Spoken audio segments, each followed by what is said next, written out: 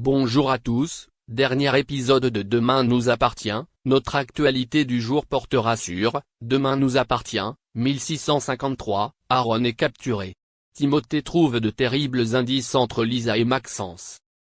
Pendant le petit déjeuner, Victoire interroge Lisa sur les habitudes de course d'Aaron. Lisa commença à trouver ces questions étranges. Victoire lui raconte alors que la veille elle a perdu un patient, retrouvé près d'un étang. Un membre de l'équipe hospitalière serait impliqué dans son décès. Et Victoire venait de trouver, dans le casier d'Aaron, des vêtements trempés et couverts de bave. Les deux femmes interrompirent leur discussion à l'arrivée du personnage principal. Au moment où Victoire s'en va, Lisa reproche à son compagnon d'être allé voir Maxence alors qu'elle le lui avait interdit. Au commissariat, Karim et Martin ont reçu les résultats de l'autopsie. Cela suggère un traumatisme crânien causé par des pierres ainsi qu'une tentative de noyade. Martin s'est ensuite rendu à l'hôpital pour interroger le personnel.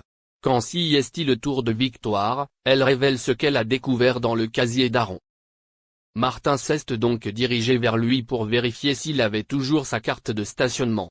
Il constate qu'Aaron n'a plus son tour de cou avec le badge dessus et lui demande de le suivre jusqu'au commissariat. Sur place, Karim interroge Aaron en présence de Simon. Aaron a dit qu'il s'était promené seul au bord de l'étang mardi soir. Il raconte avoir vu un jogger, brun, âgé d'une trentaine d'années, se faire harceler par un homme. Il a dit qu'il était intervenu et l'avait frappé. Lors de l'attaque, il est également tombé à l'eau, laissant ses vêtements trempés. Aaron ajouta qu'il partait, tandis que Maxence se levait. Karim décide de le placer en garde à vue. De son côté, Martin convoque Joséphine pour lui parler des aveux d'Aaron. Elle ne croyait pas Maxence capable de harcèlement. Elle a admis qu'il aimait plaire aux femmes, mais a déclaré qu'il n'avait jamais franchi la ligne. Pendant que Martin suit l'enquête avec Xavier, Lisa arrive pour découvrir pourquoi Aaron a été arrêté. Mais Martin lui a suggéré de rentrer chez elle. Avec sa colocataire, Lisa reproche à Victoire d'avoir poussé Aaron en parlant à la police. Victoire ne comprenait pas pourquoi sa cousine réagirait si violemment si son compagnon était innocent.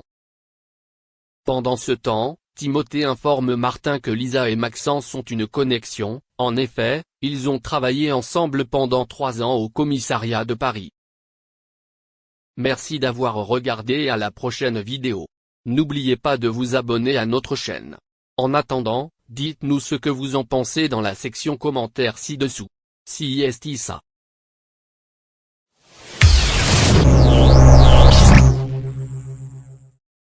Ce 30 mars 2022, cela fait d'ores et déjà un mois que l'inclassable Jean-Pierre Pernaut nous a quittés très paisiblement.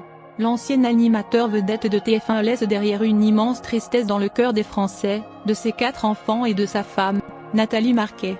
L'ancienne reine de beauté vient de publier un message déchirant sur les réseaux sociaux pour partager son chagrin. Depuis le 2 mars dernier, la vie n'a plus la même saveur pour Nathalie Marquet qui a perdu l'homme de sa vie et le père de ses 2 enfants, Lou et Tom.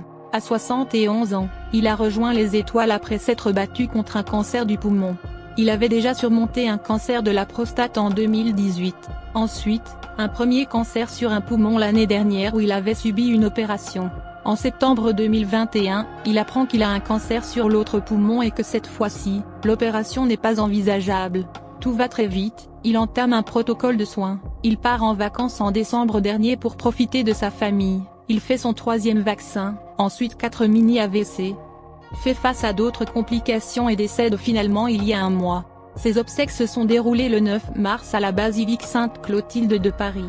Depuis ces événements, Nathalie Marquet est effondrée, déprimée et reste discrète. Elle ressent une immense peine et c'est indescriptible. Évidemment, elle a besoin de temps pour encaisser la nouvelle, faire son deuil et reprendre goût à la vie. Mais, elle va y arriver, il n'y a aucun doute à ce sujet. De temps en temps, Nathalie Marquet sort de sa solitude pour remercier les admirateurs de Jean-Pierre Pernaut qui font preuve d'une grande bienveillance envers elle.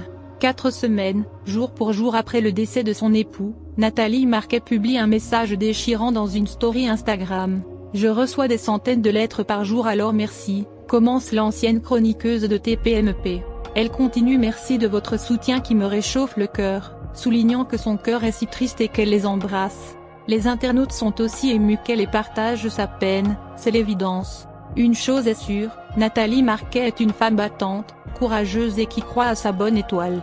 Elle a d'ailleurs sauvé la vie plusieurs fois de son mari avec ses prémonitions. Hélas, cette fois-ci, le destin a repris son pouvoir et a décidé que c'était le moment pour Jean-Pierre Pernaut. Le lendemain de la mort du journaliste, Nathalie Marquet a eu la force de s'exprimer en toute sincérité devant les caméras du JT de 20h sur la chaîne TF1. En effet, elle leur devait bien la première apparition télévisée, puisque Jean-Pierre Pernaut a travaillé avec eux pendant plus de 30 ans. Toujours là pour annoncer les bonnes et les mauvaises nouvelles, c'est pour cette raison qu'il fait un peu partie de la famille de tous les Français. Voici ce qu'elle avait exprimé avec beaucoup de tendresse et d'émotion. « Je veux que tu profites de nous, les enfants sont grands, j'ai envie que l'on voyage tous les deux aussi », lui disait-elle souvent. L'ancienne reine de beauté a ajouté également,